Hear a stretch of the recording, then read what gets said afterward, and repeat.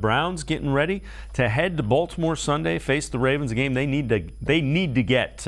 Currently a game behind the Ravens and the Bengals at 2-4 in the AFC North, and they're going to have to beat the Ravens without Denzel Ward. Ward and Teller, Haig as well, all ruled out. The good news is Jadeveon Clowney practiced again today. He and Isaac Rochelle listed as questionable. You look over at the reports out of Baltimore. Mark Andrews returned to the practice field today. J.K. Dobbins did not, so he has missed multiple times this week. Stanley is likely a day of rest, as is Jason and Pierre-Paul. But it looks like Andrews and Peters, as well as Ricard, the fullback, all good to go. Let's welcome in Jeff Lloyd from the Locked On Browns podcast. Jeff, the good news is Clowney, they can use that up front. Bad news is no Denzel Ward.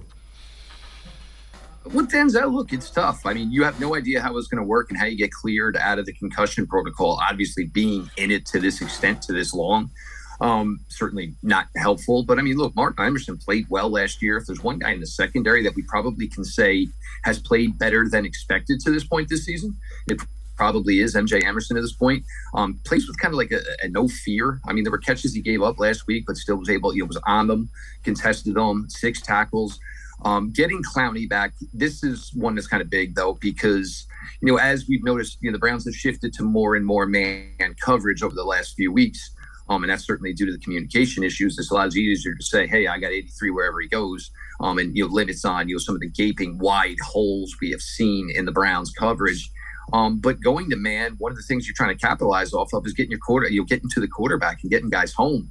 Miles did that with great success last week, but the whole point of this is to get multiple guys back there to get the quarterback, rattled, to get the quarterback moving around.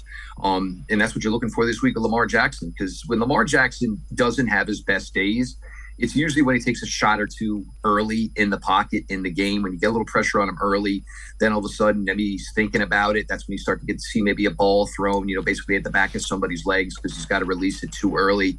Getting Jadeveon back is pretty key here. And you can't even say enough about how much he needed to basically, handle the athleticism of Lamar. But if they're making the shift to starting to play more and more man-to-man coverage, you're trying to capitalize on the fact that maybe you can get home, get some hits on the quarterback, maybe even create a turnover, something they need to do desperately.